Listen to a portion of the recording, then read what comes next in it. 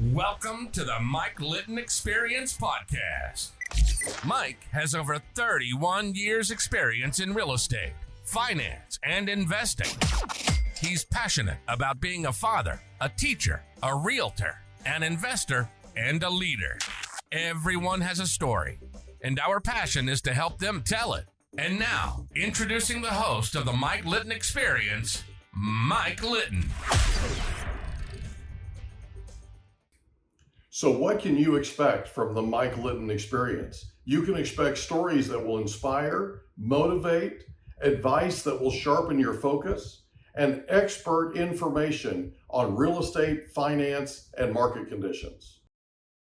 Ivan Gekht, thank you so much for being our guest on the Mike Litton Experience. Like we talked about before we hit record, everybody has a story, and our passion is to help them tell it. So with your permission, we're going to start with where you were born, go all the way up to today, and then we want to talk about these amazing things that you're doing with Gekht software. Is that cool? Yeah, absolutely. All right, awesome. Well, thanks for being here, bud. Sure, So where were you for having born? me over, yeah. I was born in Siberia, in Russia. Okay. I was born just before Soviet Union fell. I was born in '96. Okay. I spent the good chunk of my life there until I was 24, I think. Okay. And that's when we moved to United States, me and my family. Okay. So you grew up in Siberia? Yes. So what was Yes, your I did. favorite thing about growing up there? That's an excellent question. It's an interesting place to grow. Just recently I was doing some research, so I asked ChatGPT what are the key traits of a Siberian man, Yeah. and the ChatGPT gave me some great examples like resiliency, grittiness, all of that kind of stuff, and that really reflects the way that we were, raised to be. Yeah. In where I grew up, we had every single season. We had these harsh winters with like -40, -45, Wow. and yet the summers were in the like 90s, 95s. Wow. So we had a proper spring, we had a proper autumn. Mm-hmm. I think right now I live closer to the mountains here in New Jersey, so we don't really get the evening part. It's like it's day. Then in an hour it's complete darkness, right? Mm-hmm. So where I grew up, we had this long periods of like dusk when the sun already set, but it's not like completely dark yet. And in the summer, it could go from 8 or 9 in the evening until 2 in the morning, right? So you can be outside, like it's still like dusky and everything, and Huh. it's an amazing time, just spending outside. Yeah. But the mosquitoes in the summer, that's the whole other story. That's a Yeah. So growing up, who was the most influential person to you?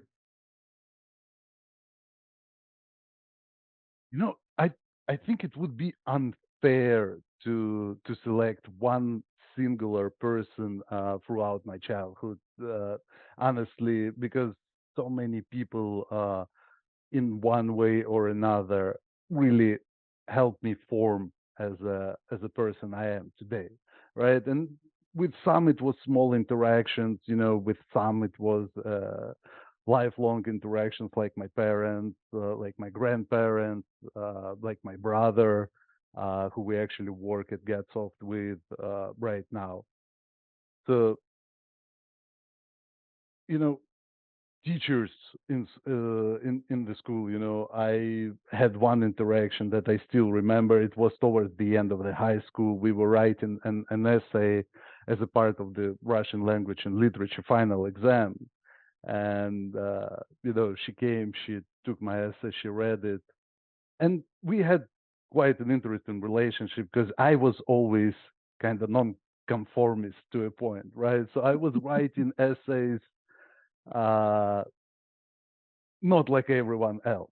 right? Hmm. I wanted to be creative and everything, and she put it up. She read what I was writing at the moment. She closed it. She took it and she said like, write it again. And I'm like, but I have like 45 or an hour left, out of 3 hour exam. She's like, yeah, but the commission who's gonna check that are not me. So you Oh, need to be more, formal in what you're doing. And I was like, right, okay. So it was a hard time. I wrote it. I got my A. Everything was great, but it kind of gave me a different perspective on speaking my mind to a point. Now we are no bullshit organization, which is we speaking up not unpopular opinions and stuff like that. But yeah, it was an interesting experience right. to have. So you're a rebel from a young age, is what you're saying. I think that runs in the family. Yeah. It's okay. It's all right. So it's part of your charm, buddy. It's part of your charm. So in high school, did you have a favorite subject? You know what? Russian language and literature, certainly. Again, I had the great relationship with the teacher, and but I actually enjoyed a lot of this. I'm a lifelong learner, so Okay. I enjoy learning, right? So that's why school for me was a great period. Yeah. So I learned a lot. I did a lot of stuff, for the school, different, competitions, school Olympics, and stuff like that. So I really enjoyed chemistry as well. Both of my parents are actually chemists by education. So Oh, at some point, I was really behind on chemistry. I was sick, like sixth grade, I think. I was sick for a few months, and I really fell behind. I couldn't understand and comprehend what was going on. So I remember my mom sitting with me, and she just kind of she she was discussing with me like on the molecular level how the valency works and like all of that stuff. And once I understood that, I think it was sixth or seventh grade, all the way until the end of the high school, I never had an issue with learning chemistry afterwards, just because when you understand how it works, like on a molecular level, mhm. the rest falls in very, very easily. Yeah. Even if you don't know something, you can kind of build it up in your mind with how it should work. And I think uh, I won the citywide chemistry Olympics happening at one of the universities. Never went into the field, but it was a lot of fun, and I think that taught me a little bit about you got to understand the basics Yeah. before you trying to learn something and build on top of that. So So the concept, basically. yeah, yeah. That's cool. In high school, did you play sports? It's a little bit different in Russia versus the US. The sports part was not as big as it was here. So I Okay. played basketball, I played soccer, but it was more of a extracurricular activities, Sure. not a part of the formal education per Not se. organized. Yeah, So not that organized. did you have a favorite sport though that you played? I played soccer. I played tennis. I played tennis competitively for about 6 years. My right arm, shoulder, elbow still not not really working well since that time. So you got tennis elbow and shoulder? Yeah, There you go. So you graduate from high school. Where do yeah. you go from there? That's a whole another story. To That's tell, why we do this, big I guy. guess.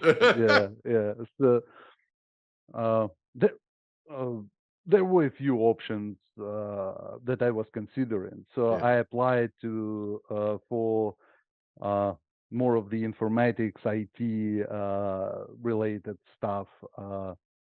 I didn't make it Okay. there. I didn't. So I had my safety school, and with the safety school, I went ahead and I applied. It was an interesting concept. It was the faculty of aviation and space engineering. Okay. So I applied there. I got in, Okay. and I mean I don't regret. it for a single second, because these guys were tough, but they really taught us uh, some very important basics about us as people, how to learn, how to push yourself, how Mhm. to make stuff happen even in like tough circumstances, how to work as a team, because they were pushing us past the point where you literally cannot do everything you were asked to do alone, right? So we had to collaborate, we had to work together, otherwise, you would be dropped out.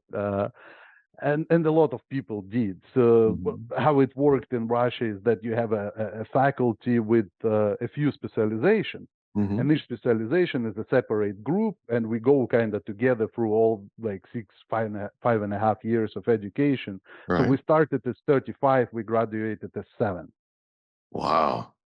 Wow. So throughout, So there were yeah, 35 and there were 35 in the on class day and one, 7. uh, graduated. Yeah. Wow. That's quite an attrition rate. Yes, they were tough Yeah, they were. on everyone. Yeah, and yeah, go ahead. Oh, You go ahead. were Well, when you graduated, how did you feel? absolutely amazing. I mean, uh, it was interesting because 7 people who graduated, not a single one was without a job offer, right? Of the Yeah. like on the day we graduated, everyone had at least one job offer. Yeah. And that really helped everyone. But the whole process of the education, it was very interesting because I remember a story from my 4th year. So we were doing some project. It was a course project, 6 month long. So I'm doing part of the calculations and something. I'm bringing it to my teacher to show, and he's looking at it, and he was asking me like, "Do you think this is the correct way to do it?" And I'm like, "Mm, not exactly. I mean, I did it by the book, but the methodical books that they gave us, I was like, it's missing this and this and this." And he was like, "I agree. Go and do it." Hmm. So like, I'm not accepting what you did by the book. Go the way that it should be done, and do it the Right. way it should be done. I was pissed at him like crazy Yeah. because it meant another 2 weeks of work for me Right. when that nobody else had to do it. Yeah. Uh, I did it. What I learned the next year is that the people who were 4th year after us were using my work as a basis for that. So now everyone had to do it. So There like you every go. single person in the and that's when I kind of got like proud, right? Yeah. And that's where I got to a point to appreciate that push that he did, and they were pushing us that way on many occasions. Yeah. So So that had to have built some confidence for you.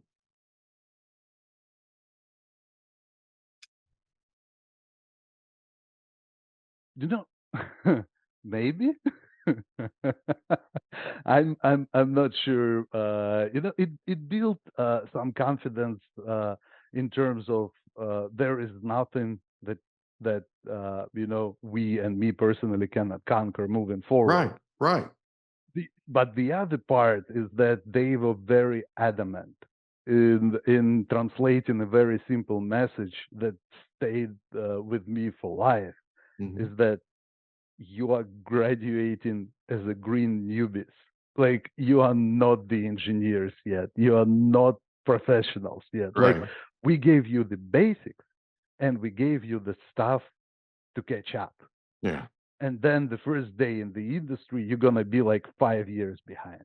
So you Wow. gotta catch up. You gotta learn every day. So they were really hard on that message that every day we are studying, something goes ahead, so we are always behind. So you need Yeah. to be a continuous learner, and that part really helped me in my overall IT career Yeah. moving forward. That's for sure. Yeah. Yeah, I can imagine. It had to be something where you developed a work ethic almost, where you had to go at it with a certain amount of intensity or you'd fall behind. I mean, for about 6 years after I graduated, Mhm. twice a year around the the New Year's, so like early January, Hmm. and in June, I would wake up in cold sweats thinking like, oh my God, this time I'm definitely not making the cut, like I'm gonna be cut from, and then it was like, oh no, I graduated 3 years ago. Oh, thank God. Because I think it was like PTSD of sorts. Well, they got into your head, didn't they? Absolutely, yeah. Wow. Well, it's kind of, if you think about it, it's kind of cool that they sort of broke the ice with you, right? Yeah, So there was the book methodology, yeah, right, that was in the book, and then there was, do you think this is the right way to do it? yeah. You go back, redo it, and now you're the model that they're teaching the following year. Yeah, and I think I wasn't the only one. So, like the majority of us who graduated at one point of time had encountered that, and the reason for that is my specialty was rocket science, Yeah. practically, right? So I'm an engineer and designer of space and ballistic rockets and space apparatus. So the whole idea was to teach us to do better, right? Yeah. To push to advance the field. And one of the things that we were taught, for example, was TRIZ. It's in Russian. In English, it's TIPS, Theory of Inventive Problem Solving. Hmm. I don't think that enough engineering schools teach that, Right. and not even engineering schools, just not enough schools teach that, because Right. it gives you a whole another perspective on the cognitive biases, right? Right. On how to overcome cognitive biases, on the necessity of the breadth of a knowledge versus narrow knowledge in a certain field, Right. and and that's like in United States, that's one of the things that really shocked me when I came here was that everyone is kind of very narrow specialized, Hmm. right? So when we were learning tips, right, the theory of inventing problem solving, one of the things that we were taught from day one was like, don't reinvent the wheel, Hmm. look around first. In other industries, there are very high probability that somebody encountered similar problem and already solved it. Right. So like, don't reinvent the wheel every time. Look Right. around, learn more about what's going around, right? Well, So it broadened your scope, right? It, yes, it broadened the way that absolutely. you looked at things.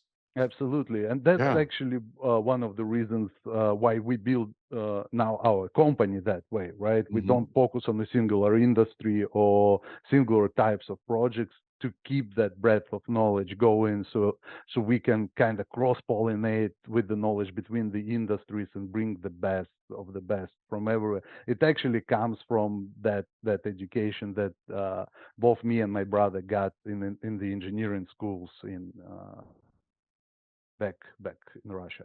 Well, GetSoft is a company that takes different systems and gets them to talk together, It's one right? of the types of projects we do, yeah, as You an focus on integrator. communication, all that kind of thing. That all came from, I think this is a birthplace, right?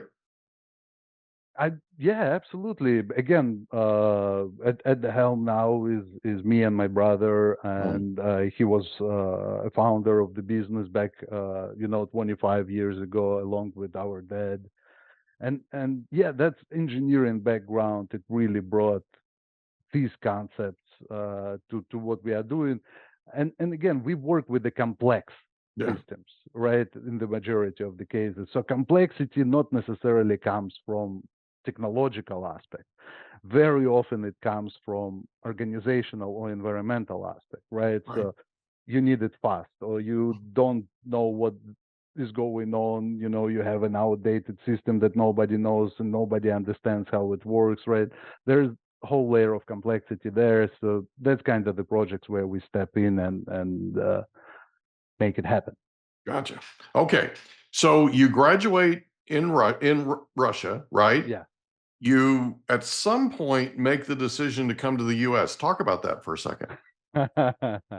So the company was founded in 1999, Okay. and one of our largest customers was here in the United States. Hmm. Uh, and around 2008, 2007, 2006, we started to send people here just some business trips, learn more about the business, get to know the people, all of that kind of stuff. So at some point of time, we realized that we we need to have some presence here in United States Right. to be more efficient. Sure. So in 2008, we opened the first office in New Jersey. We hope you enjoyed another episode of the Mike Litton Experience. If you did, do us a favor, smash that subscribe button, tell your friends, family, and coworkers about our program, and wherever you get your podcasts, please leave us a rating. It helps us to connect with quality people just like you. And that's a wrap. Another episode of the Mike Litton Experience in the books. Reach out to Mike on Instagram at Litton Realty. Want to meet with Mike? Check out calendly.com/Rio760.